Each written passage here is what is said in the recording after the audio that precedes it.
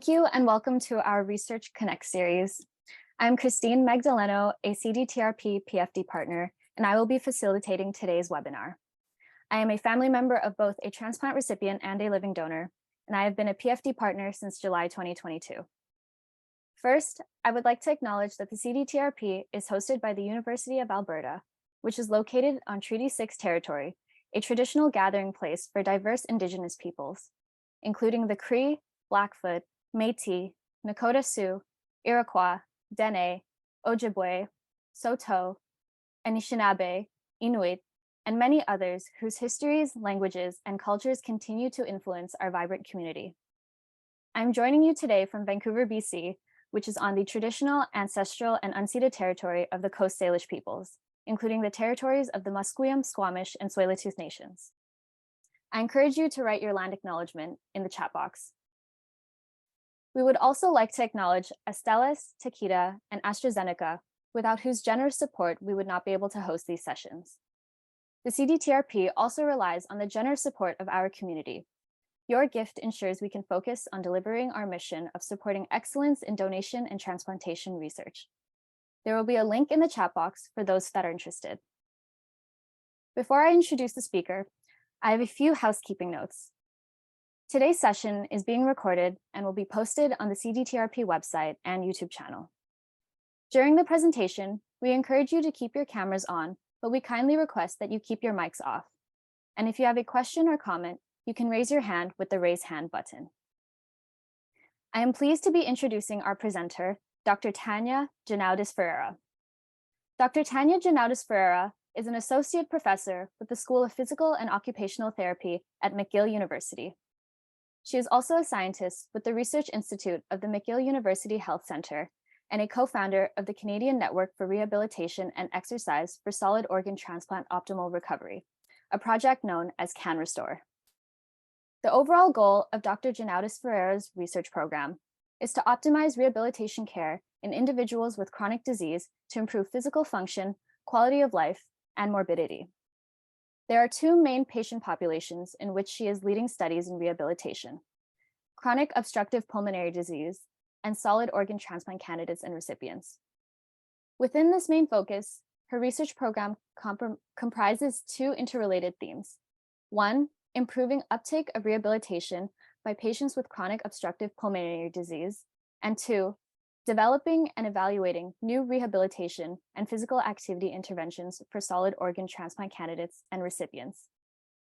We are all very excited for your presentation, and I hand it over to you now, Doctor.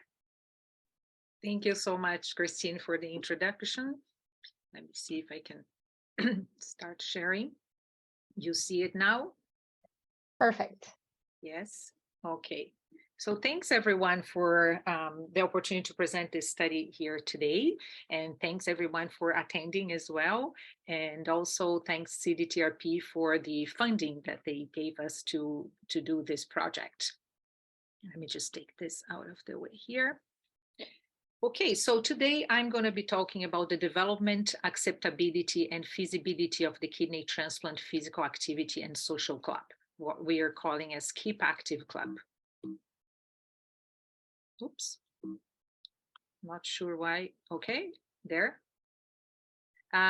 So today I will explain the process of developing the Keep Active Club for kidney transplant recipients. I would like just to spend some time on the process of the development process, because I think we took a very systematic approach. We used 3 different frameworks to guide the development of this intervention, and it may be helpful for some of you if you are planning to design behavioral change interventions in this field with this population. I will also present the findings of the preliminary evaluation of the Keep Active Club. So just to give you right away a definition of what the Keep Active Club is, this intervention was designed to offer support to improve levels of physical activity, knowledge in cardiovascular and musculoskeletal disease, and break the isolation and loneliness that kidney transplant recipients may feel after transplantation. So a little bit of background, we know that kidney transplant recipients, they face numerous challenges after transplantation. One of the challenges is the high prevalence of comorbidities, such as diabetes, osteoporosis, hypertension, dyslipidemia, and cardiovascular disease. And cardiovascular disease is the main cause of death with a functioning graft in kidney transplant recipients. So it is of concern. The majority of the kidney transplant recipients, they face several barriers to engaging in and maintaining a good level of physical activity even years after transplant. And this low level of physical activity can increase the risk of mortality and developing poor graft function in these people. We know that a structured exercise and physical activity can reduce cardiovascular risk factors and improve exercise capacity and quality of life across many different chronic diseases, including in kidney transplant recipients. These are a couple of examples of systematic reviews that my group of research and some colleagues have conducted in the last years, where we show the best available evidence for exercise in solid organ transplant candidates and recipients. The problem is that even though there is some evidence that exercise works for this population, there are very few exercise programs available for these patients in Canada. If you look at the directory that was put together by the Can Restore on their website, there are only 6 available programs for kidney transplant recipients in Canada. They are center-based. They are located in only 4 provinces: Alberta, British Columbia, Manitoba, in Ontario. And in Quebec, there is only one known program. It's not really a program, but it's a referral system to a kinesiologist. So there is poor engagement in physical activity in this population. And also to aggravate the situation, the healthcare professionals are not counseling about physical activity. We did a survey in 2008 or 7 with transplant physicians in Canada, and we learned that these physicians don't have the time or don't have the expertise to do specific counseling about physical activity. So this leads to low efficacy for physical activity in these people, and which will lead to fear of movement. So has been associated, actually, low level of self-efficacy has been associated with fear of movement, which itself has been associated with low levels of physical activity. So really a circle that we need to try to stop and address. Another issue that we see with kidney transplant recipients is the feelings of isolation and loneliness that these patients may feel after transplantation. And so we wanted to take this into consideration when developing the intervention as well.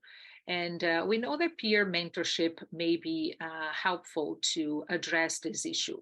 What is peer mentorship? It's pairing mentees with individuals who have similar experiences to provide training, information, and emotional support. And peer mentoring can occur during face-to-face meetings or electronically.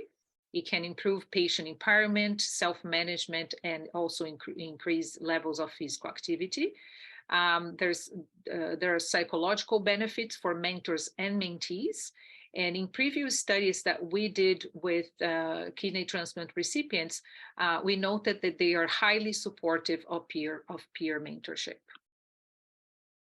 So now I'm going to start talking about the development of the intervention. So of course, there are some previous research that was led by me and Marie-Chantal Fortin, who is the co-PI of this project, and which informed the intervention as well.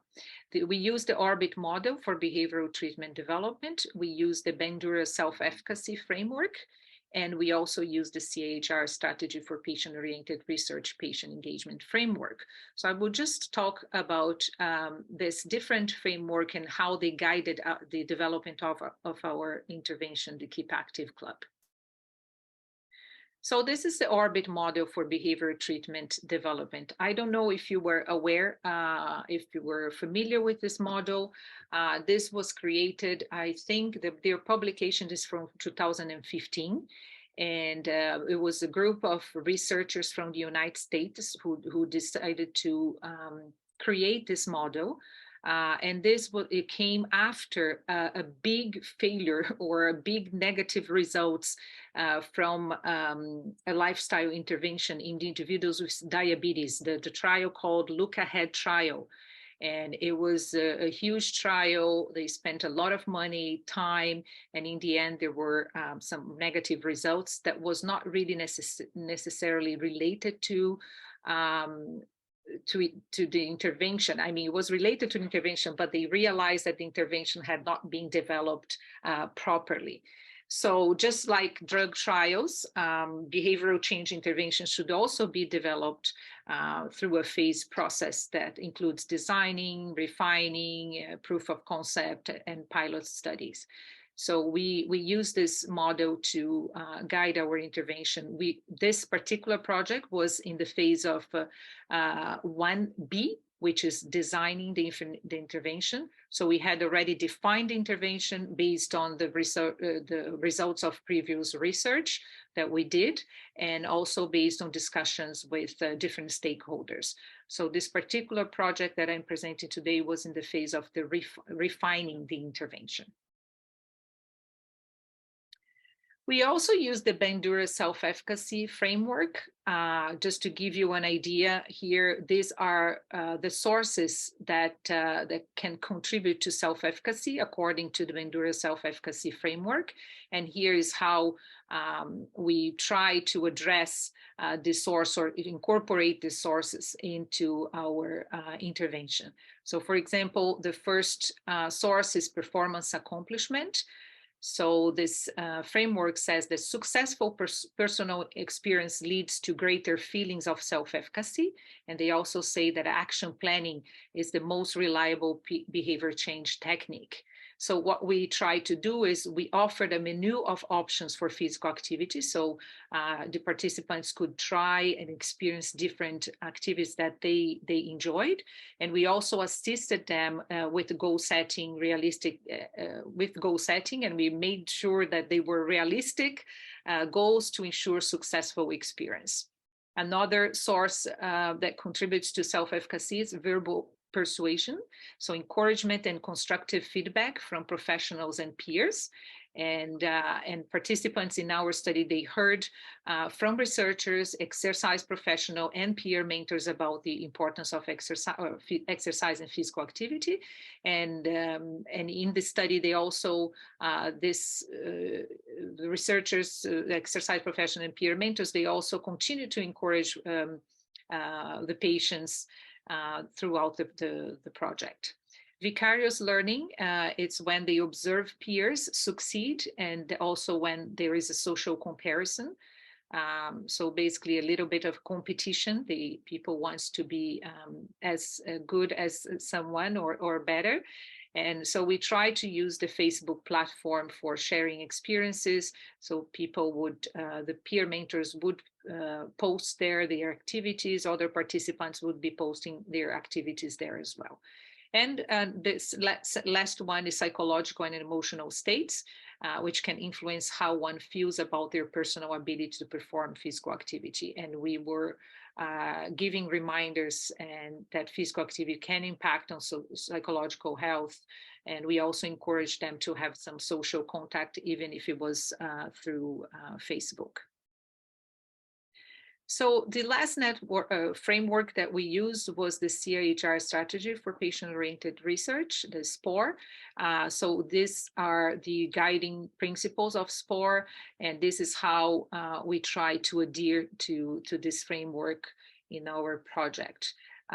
This was related also to how the team was working with each other, with patient partners, with professionals, researchers, and clinicians. So the first one here is inclusiveness, and it talks about diversity of patient perspectives. So we included 3 kidney transplant recipients, 2 women, 1 man, different ages and different time post-transplant. There's a patient that were Anglophone, one patient partner was Francophone. They had done their transplant in different centers here in Montreal, MUHC and CHUM, so they represented these two different communities. And the patient partners worked as a peer mentor or as a kinesiologist. Actually, one of the patient partner was a kinesiologist. Support and flexibility we provided by giving information in French and English, providing different times for the meetings so people could attend, and also we provided remuneration for our patient partners. Mutual respect, so patient partners were encouraged to express their opinions, and the principal investigator has led patient partnerships research before, so they were aware of their responsibilities and how a successful partnership should look like. And co-building is the last one. So there's these three patient partners provided a lot of feedback on the protocol, questionnaires, the content of the lecture, the strategies for online platform and peer mentorship. But we also had included other patients in previous research, in qualitative studies, in workshops. So this was present even before the idea was designed. So again, just to summarize what the Keep Active Club included, we had two groups, an English and a French group. We had an educational session about cardiovascular disease and risk factors. We had online social networking, which was through a closed Facebook group, peer and professional mentorship, and menu. We had offered a menu of options for physical activity. So in the menu of options for physical activity, we offered a pedometer-based walking program, home-based exercise that could also occur via Zoom with the kinesiologist. We offered them, or we talked about the Refit for Life from the World Transplant Games Federation. And we walked them through the website in case they wanted to use this website. The Kidney Being Online program was also made available for them. Our colleagues from the UK who developed this program offer this for free during the period of the study. There is also referred to a kinesiologist, or there's an open option where patients could do sports or any exercise program that were offered in the community or fitness centers close to them. So here are the specific objectives for the evaluation part. So we wanted to assess, after we developed the intervention using these frameworks that I just talked about, we wanted to assess the acceptability and feasibility of the Keep Active Club intervention. We wanted to evaluate pre-post changes in knowledge in cardiovascular disease and related risk factors, in self-efficacy for physical activity, levels of physical activity and social support and personal relationships. And we also wanted to explore the views of participants of the Keep Active Club on the program. So just to clarify, this is also part of one of the things you should be doing in phase 1B, which is refining the intervention. So we are not necessarily powered to show differences in these outcomes, but we wanted to show that at least it has some indications that those clinical outcomes will be, that we can change those clinical outcomes with the intervention that we have developed. So it was a pre-post feasibility study. That part, we included adults, kidney transplant recipients, they were being followed by the MHC or CHUM. They were stable, they should have been stable anytime post-transplant, who could speak English and French and could give informed consent, of course. And we excluded individuals who had any medical condition that would contraindicate physical activity. In terms of feasibility, so the outcome measures here, it was number of eligible patients approached, attendance rate at the face-to-face meetings. Actually, because of the pandemic, we had to move this to a virtual meeting. Proportion of patients who have Facebook accounts, and we also try to get analytics of the Facebook utilization. Acceptability was a proportion of patients approached that accept participation in the Kidney Active Club. Other outcome measures were knowledge about cardiovascular disease and risk factors, and we used the ABCD risk questionnaire. Self-efficacy, motivation and confidence, level of physical activity, social support, and satisfaction and participants' perspectives, doing a qualitative interview, and also a survey, a satisfaction survey. So you can see here, this is the study flow. You can see when we started this study. It was in February, March 2020. So it was not a good date to start a research study. But anyway, we ended up starting in February, and we could contact, we received some referrals from staff from the hospital, and the coordinator was able to approach some patients at the clinic. And so in the first phase, we had 58 patients that were approached, 39 refused, and then they had, because the intervention was offered in group, we had to wait a little bit to get the group together to start the intervention. So during this time, some of them changed their minds, but we believe that this had to do, of course, with the pandemic. Initially, the study was supposed to be in person, the assessment and the education sessions. Anyway, so then we had to revamp the protocol and offered everything online. So we restarted recruitment in December 2020. And in the end, 18 participated in the Keep Active Club and 11 completed the exit questionnaire. So the data you were going to see is based on the 11 patients that completed the post-intervention questionnaire. So this is the characteristics of the participants. So their mean age was 50, 50% were female, most of them were Caucasian.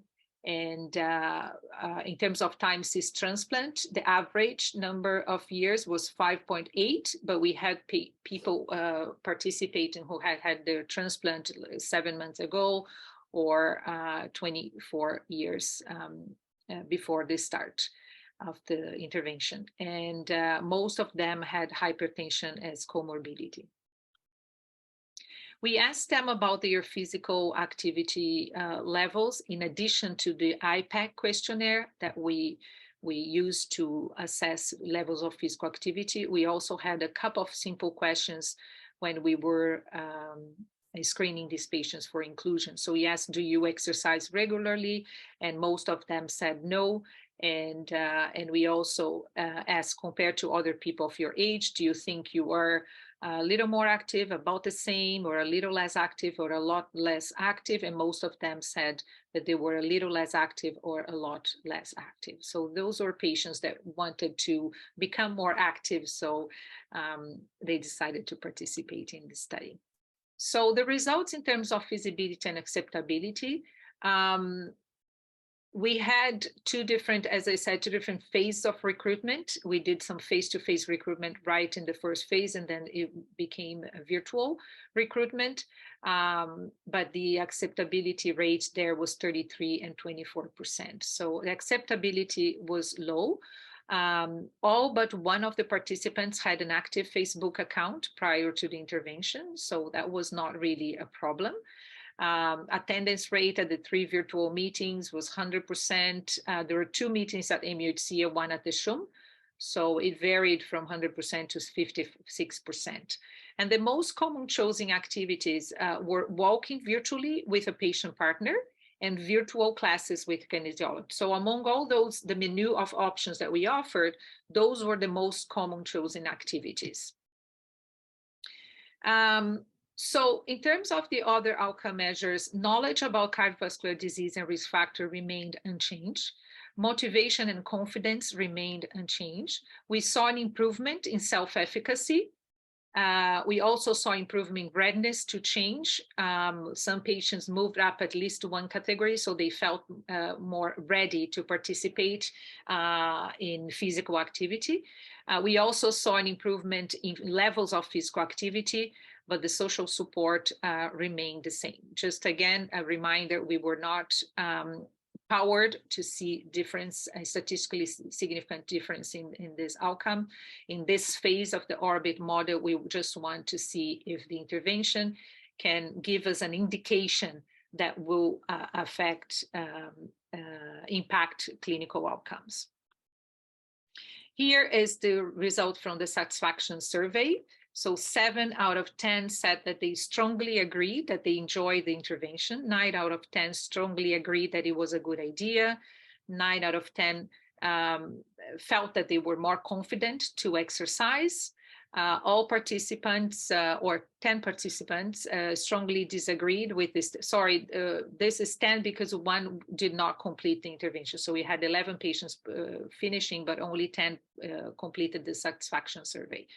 So all 10 participants strongly disagreed with the statement that Keep Active Club was unsafe. So they thought it was very safe. And opinion was divided as to whether the exercise program or the social interaction with other kidney transplant recipients was the best part of the program.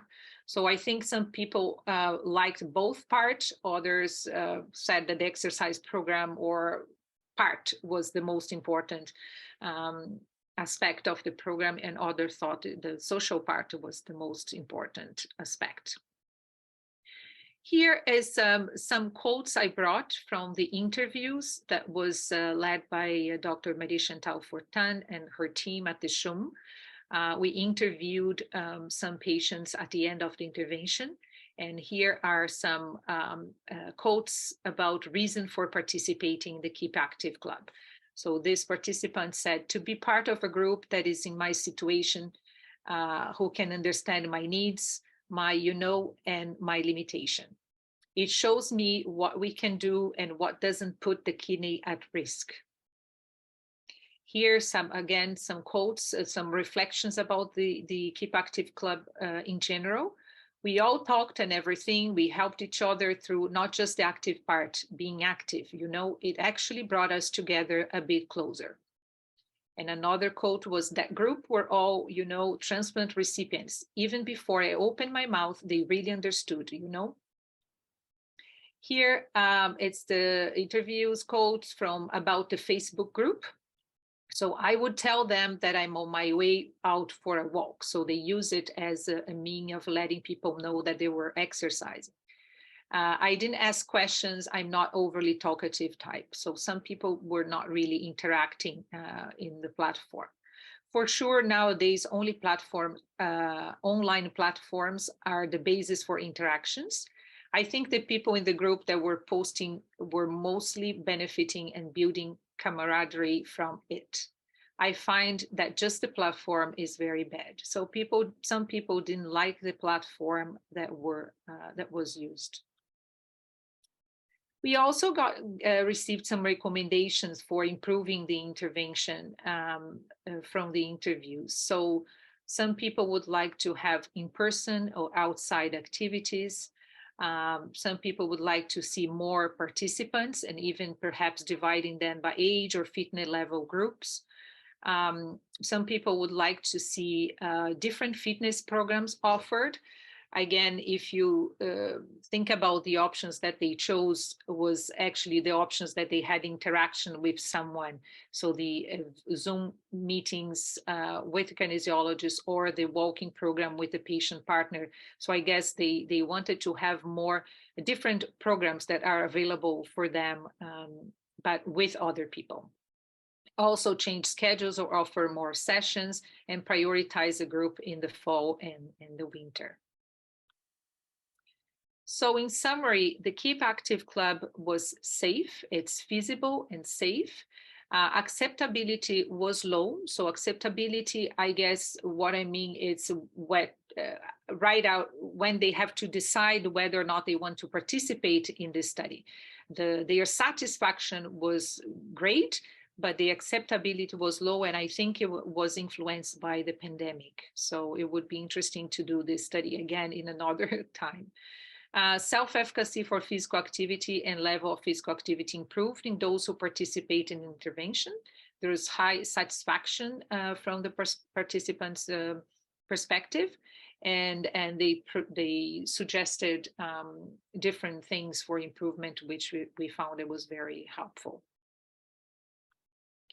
So our project ensured that an evidence, experienced, and theory-based intervention to improve musculoskeletal and cardiovascular health, as well as general well-being, is available for kidney transplant recipients in Canada and other countries.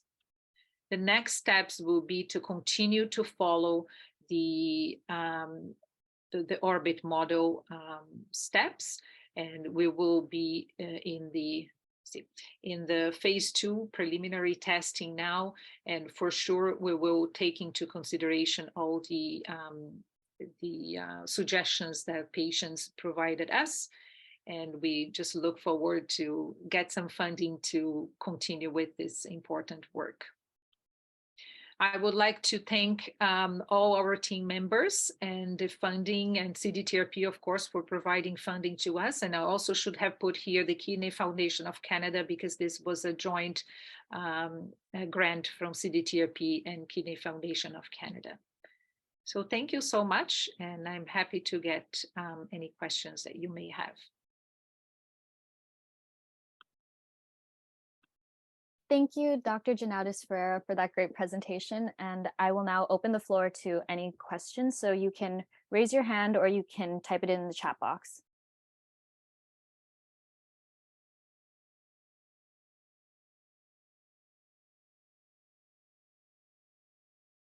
It was either clear or not interesting. I have a question I can start with. Yes. I did miss it, I will admit. I'm really sorry. My cat had an issue. You mentioned, I came into the part where you were saying that one person in the recommendation mentioned that they weren't a fan of the platform you used. Did that person make recommendations on how they think it should be better, or just kind of said, I don't like it? You mean the Facebook, right? Mm. I don't know. I don't think they made specifically recommendation on how we should, change anything. But they didn't think that Facebook was a friendly, because what we did, we create a page for the study, and then we create a group within the study, one in French and one in English. So they had to go into Facebook, and then they have to go into the groups to post information or to see what others have done. I mean, they could post pictures and, put some information there, but I guess some patients didn't think that was very practical. They didn't like the platform. I'm trying to remember if they actually mentioned anything specific. Most of them liked it, but they didn't say anything bad about Facebook, but some of them felt not really comfortable putting information there. And I was talking to a colleague who has developed an app here at McGill that I'm actually using as a staff. And he mentioned he has studied this for a long time. And he said, if you don't have more than 100 participants, people don't feel like comfortable putting their opinions and questions there. It kind of needs to have a lot of people for kind of be anonymous, so otherwise it's just 3, 4, 10 people and it's too much attention to them. So perhaps that was one of the reasons, but we don't know. But for sure, we didn't think, we could not track what they were doing either. So I didn't like the platform. And we will try for next iterations of the Keep Active Club to work with this colleague here at McGill and work with his app, where I think it's more friendly. They can, they also can post information there, and it's been very helpful. And they can also add the type of activities they did. They get the steps that they did. So I think it's more, you can track more things with this other app. Thank you.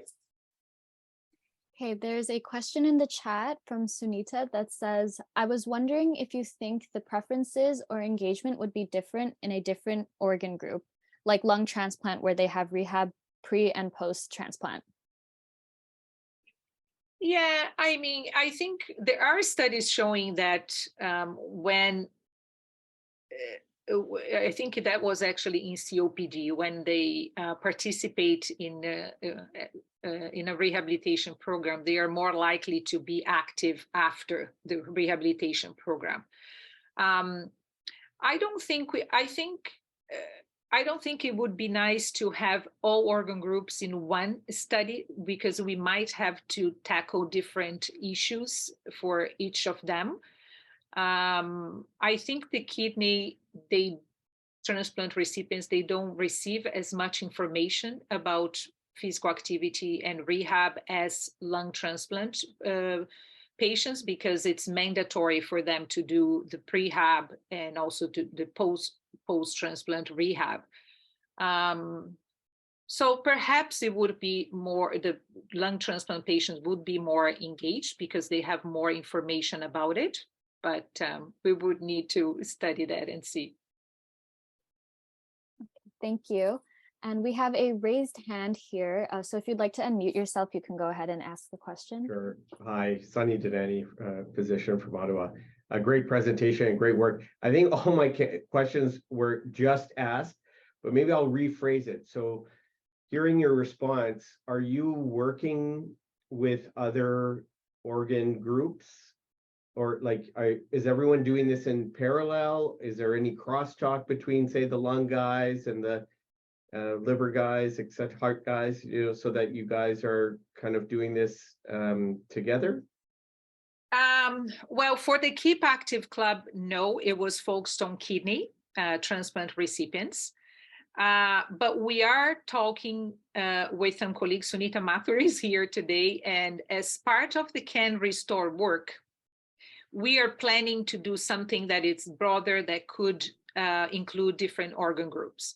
I think it depends on the phase. For example, if it's long-term post-transplant, I think it would be more feasible to include all types of organ groups because it's all about going back to physical activity, their normal lives, although there are some differences in terms of, you know, organs and impairments that they have, but the physical impairments are very similar, pre-transplant and post-transplant. So I agree that would be great if we could have something like this for all organ groups. Again, it may have differences in terms of how engaged they would be because some organ groups receive more information about physical activity than other organ groups, but I think even so, it would be very helpful. So, I think this kind of intervention is something that goes out of the hospital. So it would be perhaps easier to include all organ groups. Sometimes it's different when you have, you know, the within the hospital and different programs, it might be difficult to implement a hospital-based intervention that would include all these different organ groups. But perhaps once they leave the hospital, if we could offer something that that is more kind of community-based, that could help them. Thank you. There is another question in the chat that says, do you believe that supervised and home-based programs are better than one another? I think it really depends on which phase. You know, in the position statement that we wrote for exercise for transplant candidates and recipients, we recommended that, for example, pre-transplant, there needs to be some kind of supervision, the exercise program, and perhaps right after transplant, short-term post-transplant, or for those who have more complications. So some kind of supervision. It doesn't mean that it cannot be, for example, home-based, a virtual program, but a professional should be following them up. But long-term post-transplant, I think, you know, I think I would go more, we suggest that could be home-based or done in a community center. It doesn't necessarily need to be supervised in a hospital setting. Okay, Thank you. And we have another raised hand. Go ahead and unmute yourself. Hi, Tania. Great. That was a fantastic presentation.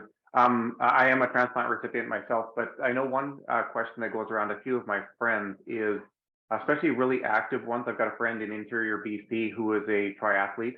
I'm backcountry hiker and, climb mountains and things like that. And do you find when you get people together in a social media platform that you get almost a demotivating effect when one or two people are like, hey, I lost 20 pounds, or hey, I blew that 10,000 step goal out of the water. I'm at 30 a day, or what, and that kind of a thing. Like, is there the potential for backfiring if you have, like Sunita said, too broad a group in there, or people with such very different goals? Because all our journeys are so unique, and our recoveries are very unique too. Yeah, I agree. I think that could help too. But that's the importance of having the goal setting and being specific to that person and being realistic. Mm-hmm. So yes, I think that's the most important part. In our study, we didn't have anyone that was very, very active or an athlete. We do know some people who have been working with athletes who were transplant recipients. And I think that it's a kind of a different population. We don't need to encourage them to do more physical activity because they are athletes themselves. Mm-hmm. Mm-hmm. So I don't think these individuals would be looking for this kind of intervention. Although we know that many of them look for information about how intense they can train, and if there is any issues with the organ, if they're going to lose the organ because they're training so intensively. I think it's a different group. I don't think they would be choosing to participate in the type of a Keep Active Club, for example. But again, yes, there will always be someone who is more active than you and you can get demotivated. But again, I think if we continue with this intervention, it's good to have someone to guide the participants and not only let them do and compare themselves with others. So it's nice to have someone to help them set their own goals. So I think that's the most important part. Yes, absolutely. Thank you. There's another question in the chat from Katie. What was your experience getting ethics approval to use Facebook as your platform? Let me see if we had any issues. I didn't think we had. We said we would create again. It was a Facebook group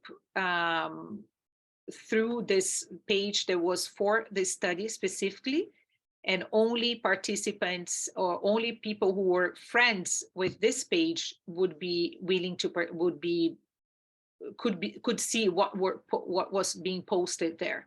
So as long as it was a closed Facebook group, they didn't have any issues with that. I think now the research ethics boards are understanding that, things are changing nowadays, and social media is an important part of different interventions for people with different health issues.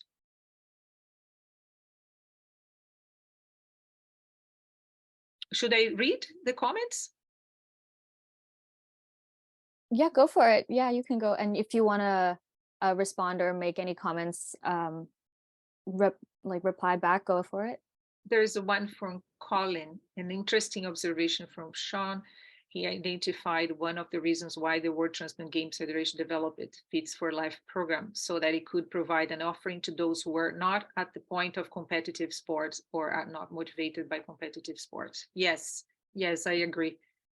Yeah, I think the Fit for Life program is a very good program. They do some assessment once someone joins the program. They do assessment and they categorize the patients in different level of fitness, and they can do different programs based on their fitness level. So it could be a more simple program or more advanced program. So it's a very good program too. Again, based on people's goals and fitness level. I think that's the key.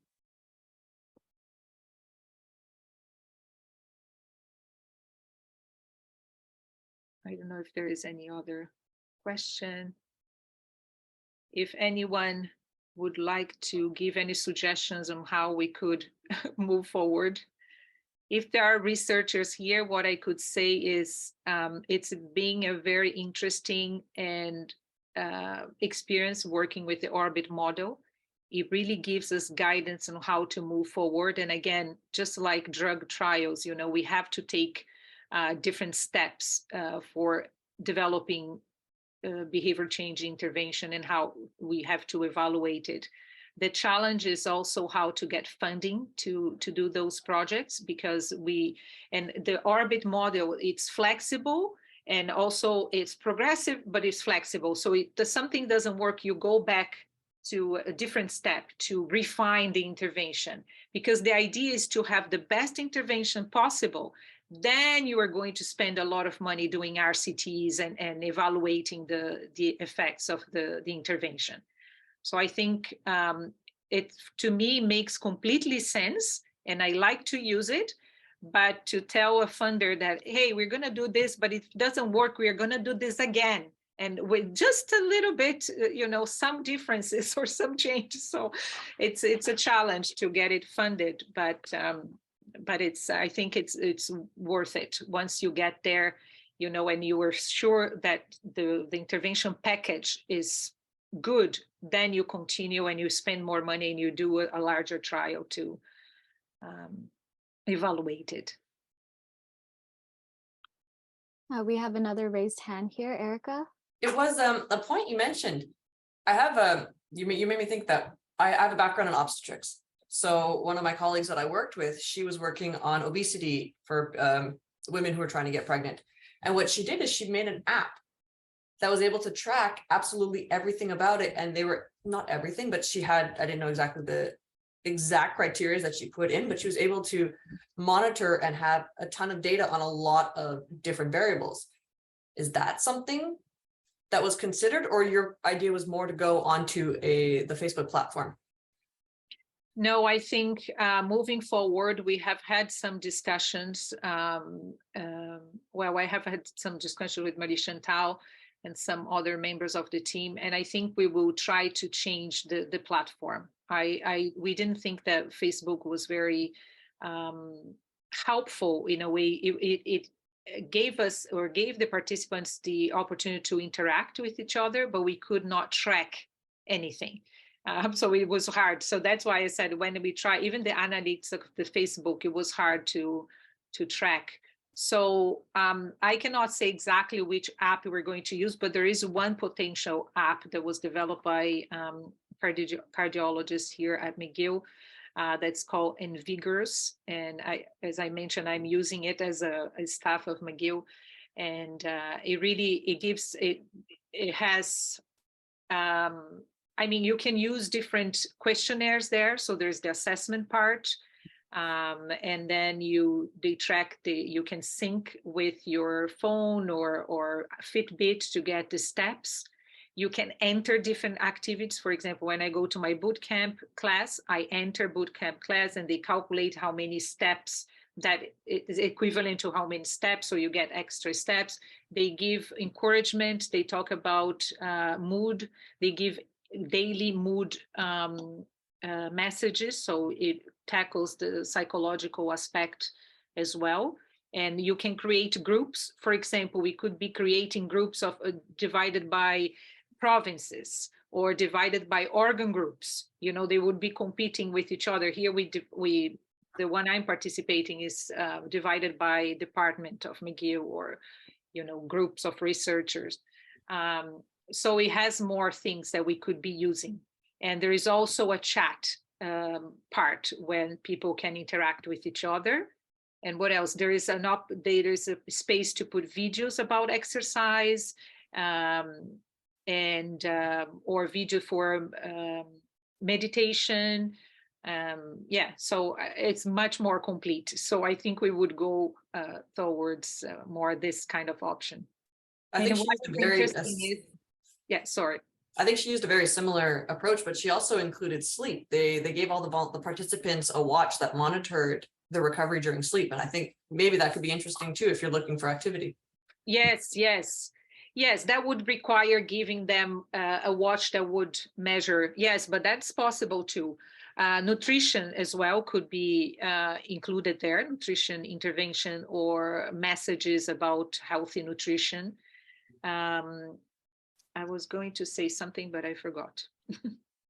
Anyway, thanks for the answer. There's another question in the chat. Does physical activity have an effect on graft survival in kidney transplant patients? That's a very good question.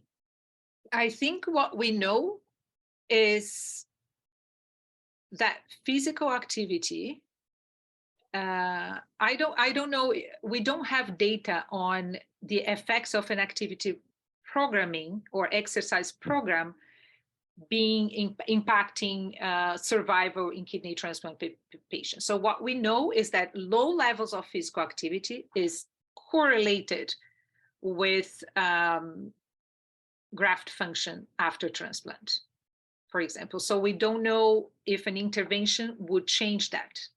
So that's one piece of research that we need to do. It's whether an exercise program can actually influence the graft function or survival mortality in these patients. But we know that there is a correlation.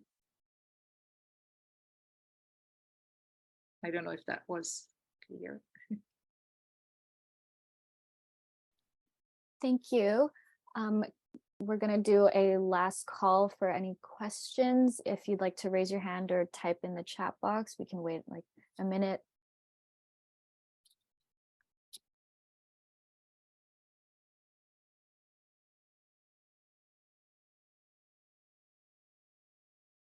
Another thing that I could mention as well, that it might not be possible to repeat it, but one thing that the patients really, really appreciated was the fact that the kinesiologist was also a transplant recipient.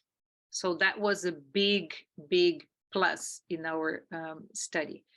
And if we could have more professionals who were also transplant recipients, I think the patients really connected with the kinesiologist, and they had, they trusted him that he was understanding their situation. So it was a very good situation that we had there. I don't know if we will be able to hire this person again, but we had also the other peer members, which worked really well as well.